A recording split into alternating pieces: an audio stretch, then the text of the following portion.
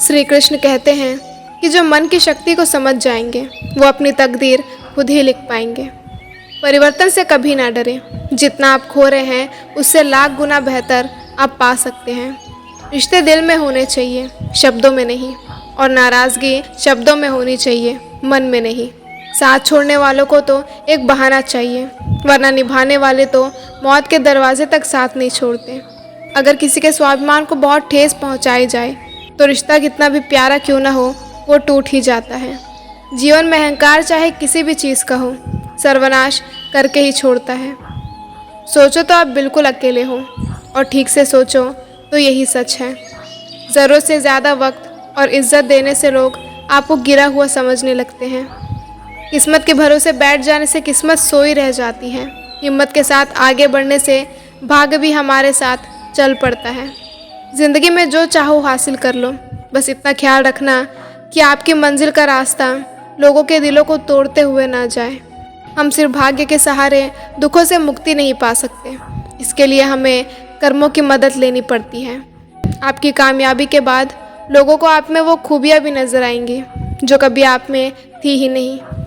कर्म पर विश्वास रखिए, राशि पर नहीं, क्योंकि राशि तो राम और रावण की भी एक ही थी, लेकिन नियति ने उन्हें फल उनके कर्मों के अनुसार दिया।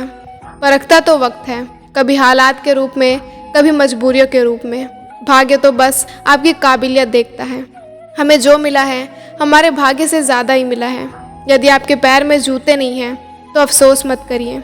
दुनिया में कई लोग ऐसे हैं जिनके पैर ही नहीं हैं। गुस्सा, पछतावा, चिंता और शिकायत करने में समय बर्बाद नहीं करना चाहिए। बुरे समय में धैर्य रखें और हमेशा सकारात्मक रहें।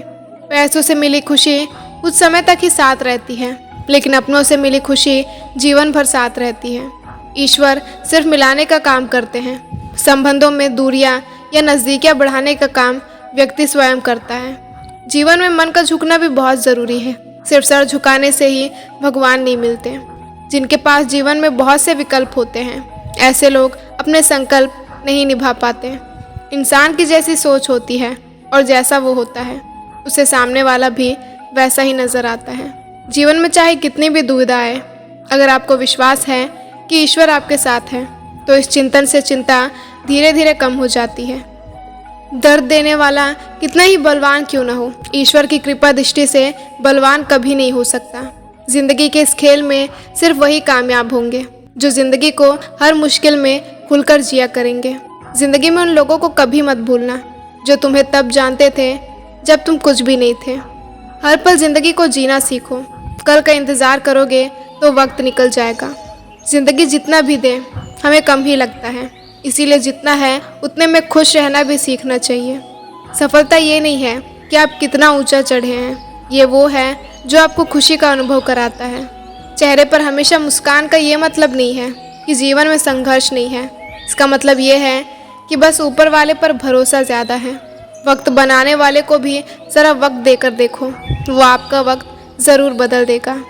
जब भी ज़िंदगी आपको गिरा दे या पीछे ढकेल दे तो समझ जाना कि एक बड़ा छलांग लगाने का समय आ गया है।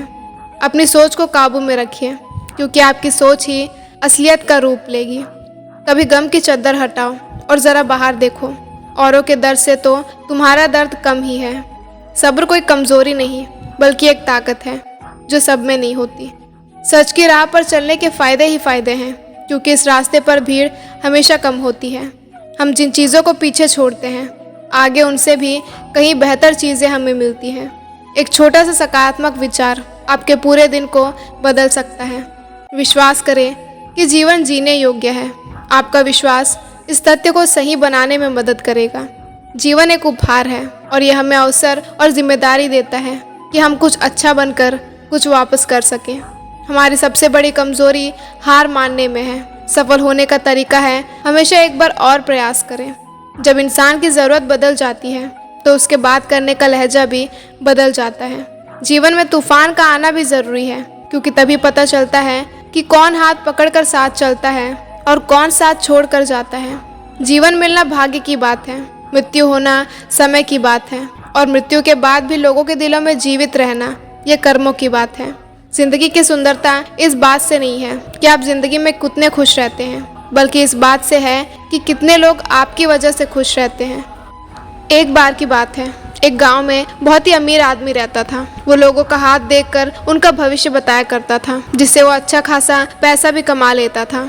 इसी काम के चलते उस आदमी की एक अमीर लड़की से शादी हो गई और उसे एक संतान की प्राप्ति हुई। और वो आदमी अपने बेटे का भविष्य जानने के लिए बहुत उत्सुक था और उसने अपने बेटे का हाथ देखा तो उसके भाग्य में लिखा था कि वो बड़ा होकर एक गरीब लड़की से प्यार कर उससे शादी कर लेगा। और बस उस आदमी ने उसी दिन तय कर लिया कि वो अपने बेटे का भाग्य बदल कर ही रहेगा और वो ये शादी कतई नहीं होने देगा। उसने पूरे गांव में पता लगाने की कोशिश की कि हाल ही में उस गांव में किस बच्ची का जन्म हुआ है। और तब उसे ये बात पता चली कि 1 महीने पहले ही एक बच्ची का जन्म हुआ है और जिस परिवार में वो जन्मी थी उस परिवार में पहले से ही बहुत से बच्चे थे, जिस वजह से उस बच्ची के माँ बाप को उस बच्ची का पालन पोषण करने में बहुत ही दिक्कत आ रही थी। जिस वजह से उस अमीर आदमी ने उनसे कहा कि आप ये बच्ची मुझे सौंप दें। एक परिवार जिनके पास कोई बच्चा नहीं है वो इस बच्ची को लेना चाहते हैं और आपको अच्छी रकम भी मिलेगी। और जब तक इस बच्ची को मैं उस परिवार तक नहीं पहुंचा देता, इस बच्ची की जिम्मेदारी मेरी है, मैं इसका पूरा ख्याल रखूंगा। और पैसों की दिक्कत की वजह से वो माता पिता मान जाते हैं और उस बच्ची को उस आदमी के हवाले कर देते हैं। फिर वो अमीर आदमी उस बच्ची को लेकर एक तालाब के पास गया और एक टोकरी में उस बच्ची को रख उसे तालाब में बहा दिया और सोचा कि कुछ समय बाद ये टोकरी डूब जाएगी और वो लड़की मर जाएगी। लेकिन ऊपर वाले की लीला देखो, वो बच्ची नहीं डूबी और वो टोकरी बहते बहते घर के किनारे पहुंचा और उस घर के परिवार में कोई बच्चा नहीं था, जिस वजह से इस बच्चे को देखकर वो बहुत खुश हुए और उस बच्ची को अपने साथ ही रख लिया। और कुछ सालों बाद उस अमीर आदमी का बेटा बड़ा हो गया और उसकी दोस्ती इसी लड़की के साथ हो गई और दोनों में प्यार हो गया। और बेटे ने अपने पिता से इस लड़की के बारे में बात की कि वो एक दूसरे से शादी करना चाहते हैं। वो अमीर आदमी उस लड़की से ठीक उस तालाब के पास ही मिलता है और वो उसे पहचान जाता है कि ये वही लड़की है जिसे मैंने उस दिन तालाब में बहा दिया था। यह देख उस आदमी ने उस लड़की के सामने एक शर्त रखी और अपनी उंगली से एक अंगूठी निकाली और उसे तालाब में फेंक दिया और कहा कि आज शाम के उत्सव में अगर तुम ये अंगूठी वापस लाकर मुझे देती हो तो ही तुम्हारी शादी मेरे बेटे से होगी, वरना नहीं होगी। वो लड़की दुखी होकर वहाँ से रोते हुए चली जाती है और सोचती है कि क्यों ना शाम के उत्सव के लिए मैं कुछ अच्छा खाना बना कर ले जाऊं, जिससे वो सभी खुश हो जाए। यह सोचकर वो लड़की उस तालाब के पास गई और एक बड़ी सी मछली पकड़ लाई और जैसे ही वो उस मछली को काटी, उसके पेट से ठीक वही अंगूठी बाहर निकला और वो अंगूठी वो उस अमीर आदमी को दे देती है और उस आदमी को अपने बेटे की शादी उस लड़की से ही करनी पड़ती है। और तब उस आदमी को ये समझ आता है कि वो चाहकर भी किसी का भाग्य नहीं बदल सकता और जो भाग्य में है वो होकर ही रहता है। आज की वीडियो में बस इतना ही, मिलते हैं अगली वीडियो में। तब तक के लिए अपना ख्याल रखें। जय श्री कृष्ण।